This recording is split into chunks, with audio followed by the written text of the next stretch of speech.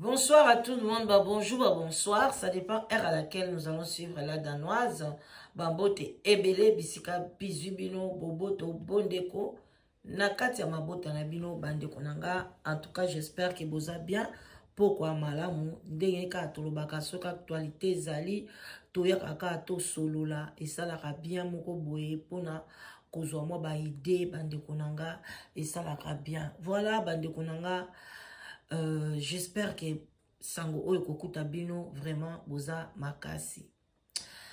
Bandeko nanga boyebi mikola la kolamuka mikolo pe bande okende moi 2 jours 3 jours ndeko na biso moi sinde bozomona ye wana na kombo ya Rafin Tumba asilaki kotika biso lelo ba organisation ezosalama na Liège yango wana toye kobetela organisation ya Liège maboko bandeko nanga tozara na kati ya bamboka oyo to négligeaka ba organisation tant mususu ndiko na psa mwasi atikala kutu komona bato wana ya organisation wana te tant mususu pe aboyaka kokota tant mususu pe tolobaka aya makamba ba congolais na kotaka te biloko ba congolais na kendeke te mandiko nanga eza nécessaire kozala vivre ensemble yebaka kobatela munoko na yo soki oza place ya bato ebele ovandi na okimia oyoki et puis ozongi.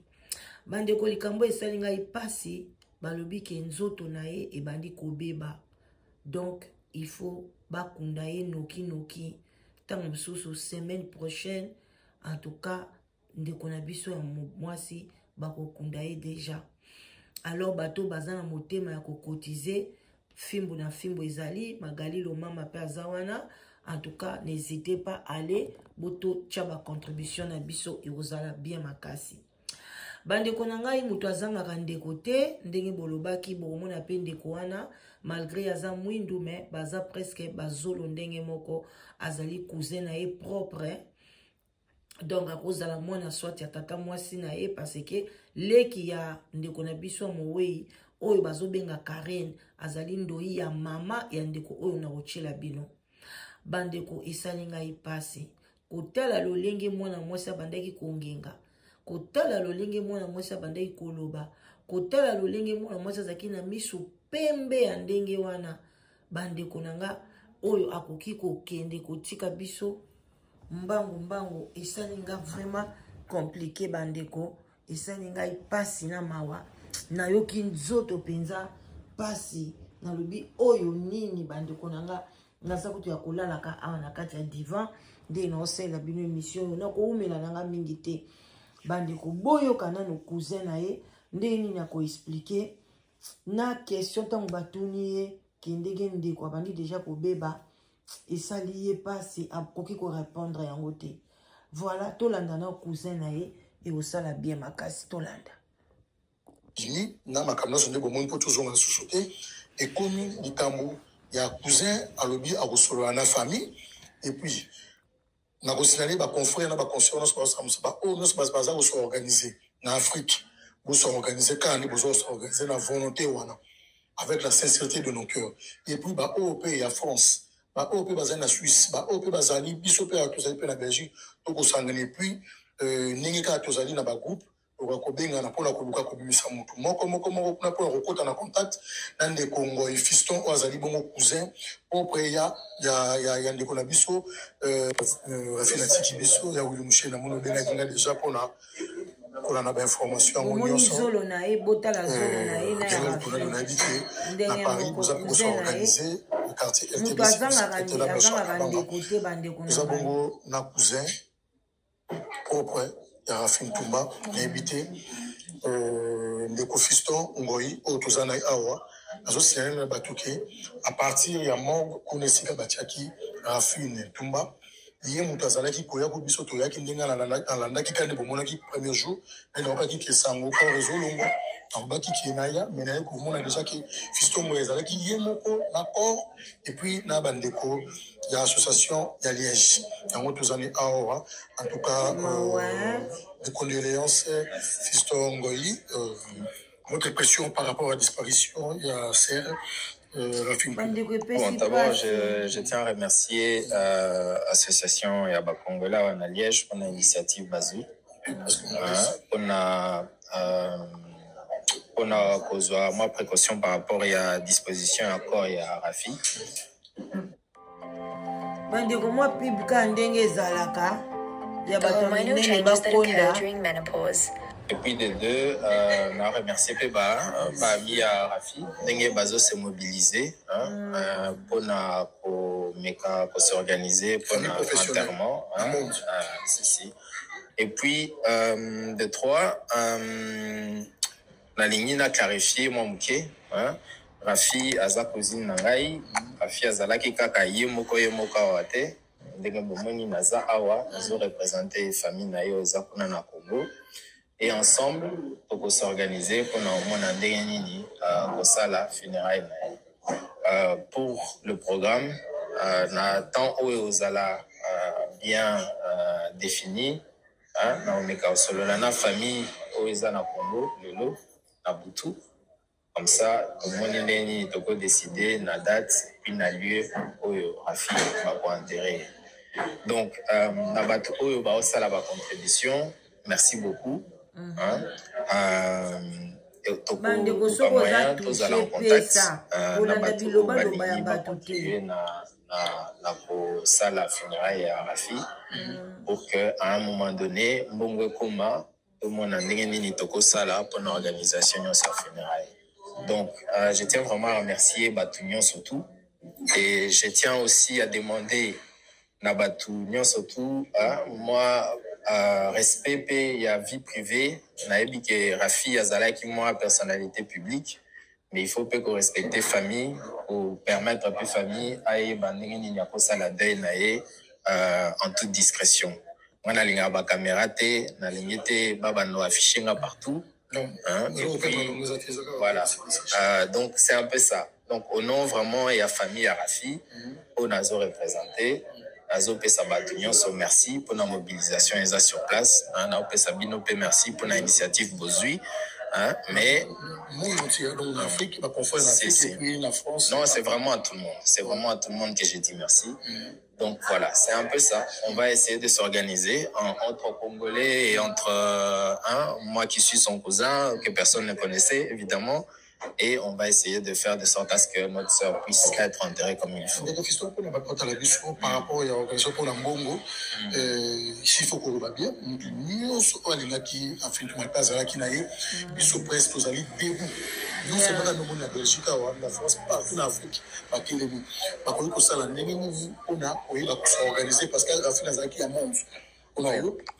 Batu baebi okota en contact na famille yoza déjà point qui toko o batu bako rejoindre mais ça peine na batu va s'organiser na bandenge na bango on okota peine en contact na bango o bae bandenge ni bako komisa pe ba contribution na pour que bazoyo bako ça mais na opé ça numéro na ngate parce que c'est pas bien ça va finir avec c'est quoi Robin comme ça la pesi bango voilà c'est ça donc tout soit aligné vraiment en contact na ngai to luka solution pour tout mon ndenge nini to soit deuxième numéro on a Kinshasa ya Rafi ou bien ka numéro ya Rafi non numéro de téléphone na yeki wapi bako linga ba aider bango baza kuna na Kinshasa donc bako en contact pe na Karim. Merci. Ok, nous sommes dans Madame Dumont. Pour Madame Dumont, nous sommes à travers. Merci beaucoup. Je tiens à remercier Fédération Congolaise à Liège. Merci beaucoup, la président Pascal Leka, par rapport à l'initiative de Yokaika Nassango, Guilain Guilaroche. En tout cas, merci, Naïbi qui botait la mission de Gotedi.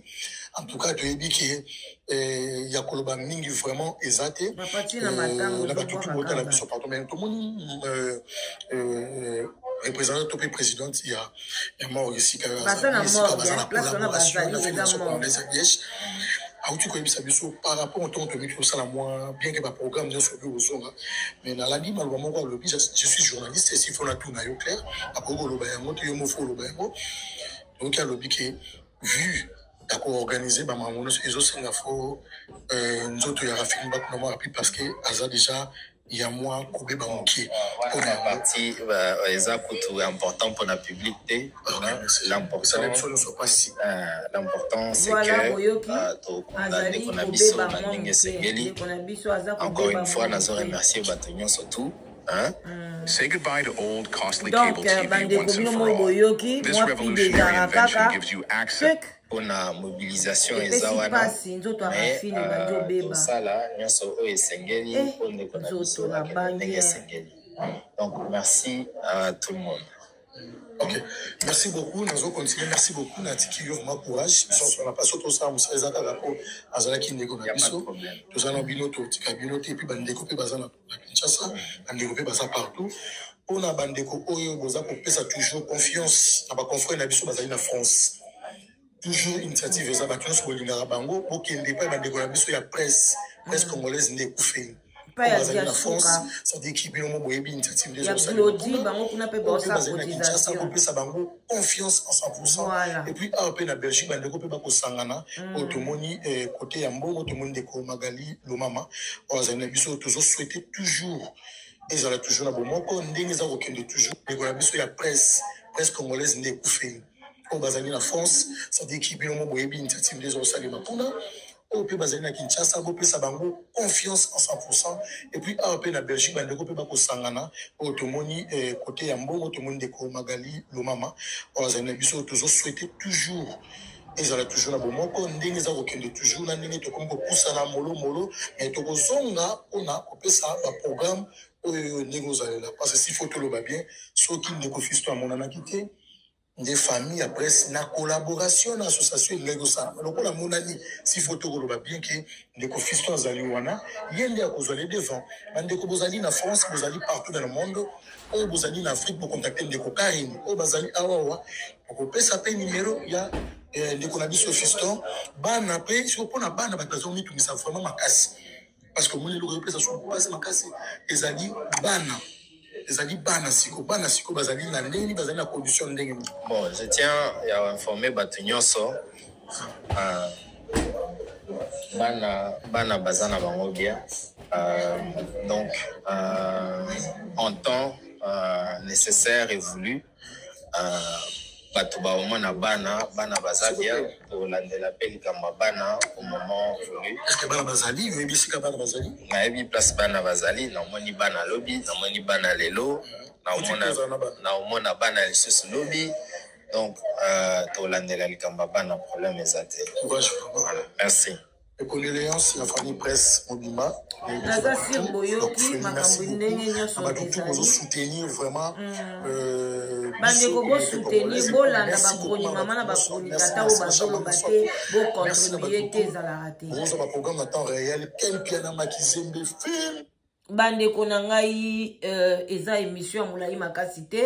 J'espère que Bosili Koyo Kabilo Mokondenge Nini Makambango Ezo Kendele.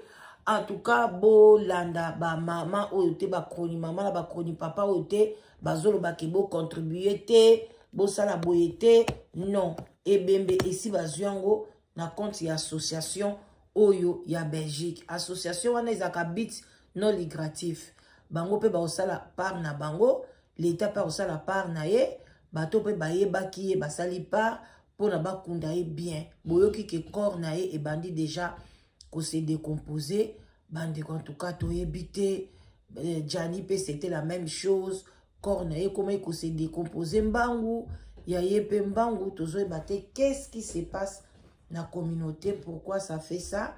Bon, on ne sait pas. Alors bande konanga vraiment et ça li passé bo leka bo sa ba cotisation na bino Magali Azawana na France bozana Glody et puis voilà quoi.